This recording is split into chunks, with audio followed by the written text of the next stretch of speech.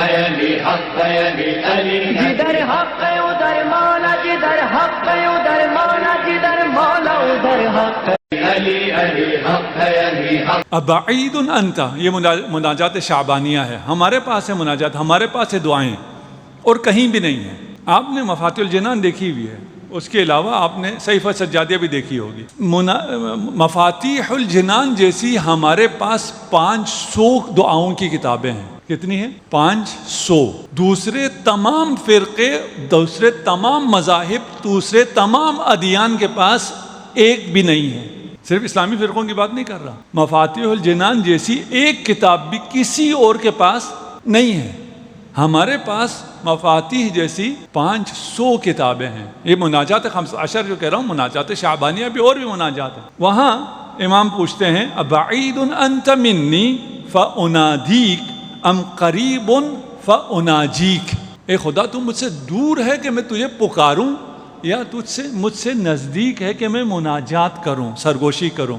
اب مناجات کو میں مناجات کہوں گا، دوبارہ سرگوشی نہیں کہوں گا. مناجات پتہ چل گیا، دل میں کہنا، کان میں کہنا. فاوحى اللہ الیہ، اللہ کی طرف سے وحی آئی. انا جلیس من ذکرنی، جو میرا ذکر کرے گا میں اس کا ہم نشین ہوں. ایسا کریم خدا آپ کا جلیس ہے، آپ کا ہم نشین.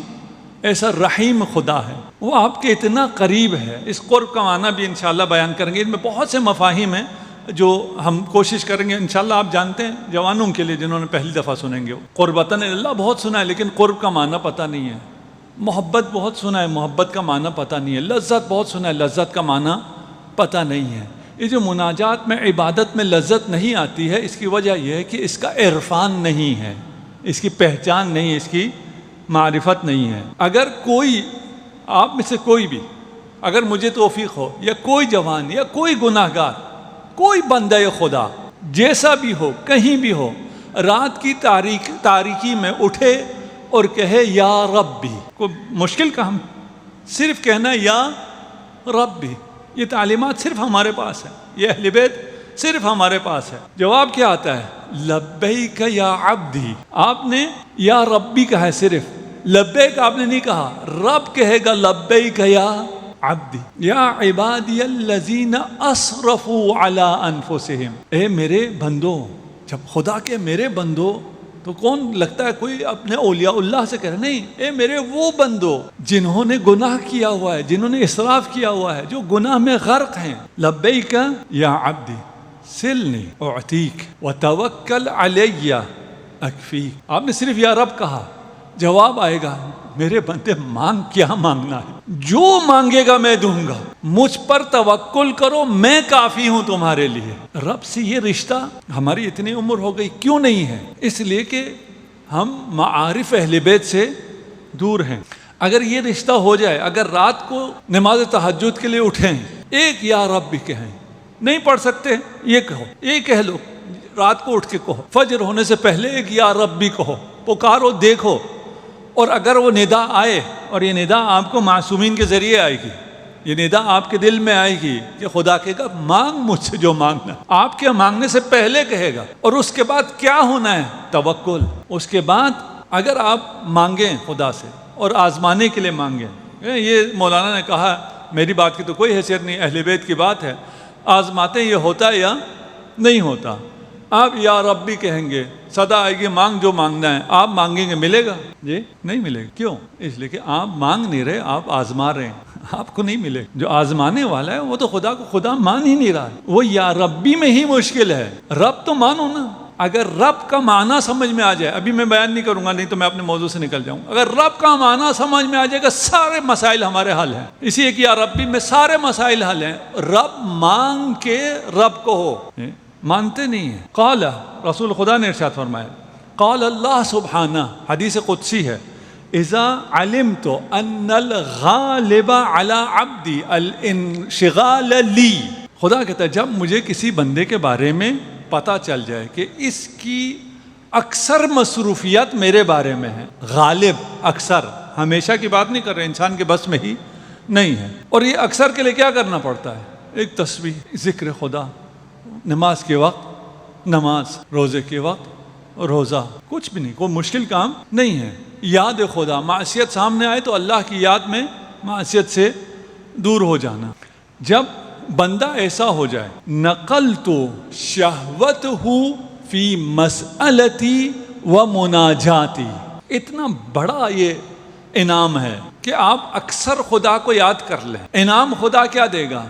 آپ کو مناجات کی اور دعا کی لذت عنایت کرے گا. انہا لکبیرۃ الا علی الخاشعین. نماز پڑھتا ہوں کیا ہو جاتا ہے؟ بڑا بوجھ ہوتا ہے، بدن میں درد شروع ہوتا ہے، وہ پتہ نہیں کب دوسری رکعت ختم ہوگی، کب تیسری ختم ہوگی. جماعت میں اگر کوئی لمبی نماز پڑھانے والا ہے تو اس کے پیچھے جا کے میں نماز نہیں پڑھتا. مجھے عبادت میں، خدا سے دعا مانگنے میں لذت نہیں ہے. تم مانگو مفت میں، جو مانگو گے سب کچھ ملے گا، پھر بھی لذت کیوں نہیں ہے؟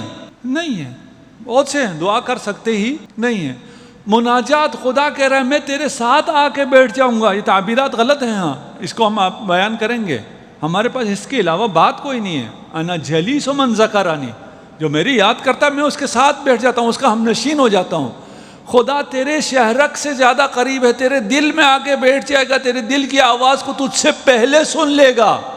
بات تو کرو خدا سے. مزہ نہیں آتا. مزہ کس میں آتا ہے؟ موبائل میں آتا ہے، فلموں میں آتا ہے، گانوں میں آتا ہے. اگر خدا کا ذکر بڑھا دو گے تو یہ اگلا کام خدا کرے گا، تمہاری لذتوں کو دعاؤں میں اور مناجات میں قرار دے گا. کتنا بڑا خزانہ ہے. وَكَانَ، اس سے آگے دیکھیں کہاں آپ کو پہنچا رہے ہیں. فَإِذَا كَانَ عَبْدِي كَذَلِكَ، اگر ایسے ہو جاؤ، اللہ کا ذکر کرو، اللہ کو یاد رکھو، باقی اپنی دنیا میں سارے جو کام کرنے سب کرو، اللہ مناجات کی لذت تمہیں عنایت فرمائے گا، اپنی دعا کی لذت عنایت فرمائے گا. جب ایسے ہو جاؤ، ایک حدیث میں نے 2-3 سال پہلے یہاں سنائی تھی، خلاصہ پیش کر دیتا ہوں. ایک عابد تھا، بہت عبادت کرتا تھا. اس نے کہا عبادت چھوڑ کے دیکھتے ہیں کیا کم ہو جائے گا. اللہ نے بہت نواز رکھا ہے، کم کیا ہوگا دیکھ لیتا ہوں. عبادت کرنا اس نے چھوڑ دیا. 1-2 سال بعد حضرت موسیٰ کے پاس آیا کہ میں بڑا عابد تھا، اللہ نے مجھے بہت کچھ دے رکھا تھا، میں نے عبادت چھوڑ دی، اللہ نے مجھے کوئی سزا نہیں دی. حضرت موسیٰ نے اللہ کی بارگاہ میں پوچھا، وحی آئی کہ اس سے کہو جو دنیا کی سب سے بڑی سزا تھی وہ ہم نے اسے دے رکھی ہے. اس نے کہا دنیا کی سب سے بڑی سزا تجھے دے رکھی ہے. کہا کیا سزا دی؟ مجھے تو کوئی سزا نہیں ہوئی. کہا خدا نے اپنے مناجات کی لذت کو تجھ سے لے لیا ہے. اگر ہمیں اللہ کی باتیں مزہ نہ دے رہی ہوں تو پھر مشکل ہے. اللہ کا ذکر کرو، باقی کام خدا کرے گا. کیا کروں، گناہ گار انسان ہوں، میں ذکر تو کرتا ہوں لیکن پھر گناہ اپنی طرف مجھے کھینچ لیتے ہیں. جوان، یہ دنیا میں بہت زیادہ ان جوانوں کے لیے بہت زیادہ مشکل ہے. آپ اپنے آپ سے، جو بزرگ بیٹھے ہیں، اپنے آپ سے ان کا قیاس نہ کریں. آپ کا دور اور تھا، میرا دور اور تھا، ان کا دور اور ہے. انہیں ہر طرف سے شیطان نے گھیر رکھا ہے. ان کی منزلت بھی ہم سے زیادہ ہے اگر یہ صالح ہو جائیں. کرنا کیا ہے؟ خدا کا ذکر. خدا لذت مناجات تمہیں عطا کرے گا. اذا کان کذالک فاراد ان یسہو، جوان ہونے کی وجہ سے برائی کی طرف جانا چاہے گا، خطا کی طرف جانا چاہے گا. حلت بینہ و بین السہو، میں اس کے اور اس کے گناہ کے درمیان آ جاؤں گا. میں نے کچھ بھی نہیں کرنا، میرا اس کریم اللہ سے تعلق ہے. میں نے صرف اسے تھوڑا سا یاد کرنا ہے، میں نے تھوڑا اس کا ذکر کرنا ہے، باقی سب اس نے کرنا ہے. مجھ سے کنٹرول نہیں ہوتا، گناہ کی طرف چلا جاتا ہوں. میں گناہ کا ارادہ کروں گا، اللہ میرے اور گناہ کے درمیان حائل ہو جائے گا. ابھی جو آسانی سے گناہ ہو رہے ہیں وہ گناہ ہوگا ہی نہیں، کرنا چاہو گے بھی نہیں ہوگا. اولئک الذین اذا اردت ان اہلک، جب کسی گاؤں پر، کسی شہر پر میں عذاب نازل کرنا چاہوں ان گناہوں کی وجہ سے، ان کی وجہ سے جو میرا ذکر کرتے ہیں، ان کی وجہ سے میں اس علاقے پر عذاب نہیں کرتا. صلوات پڑھ دیجئے محمد و آل محمد.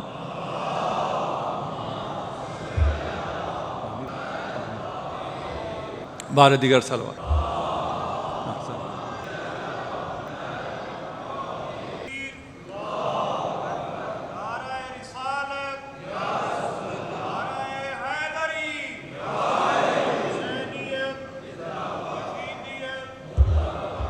علی علی حق ہے، علی حق ہے، علی حق ہے، علی علی جدھر حق ہے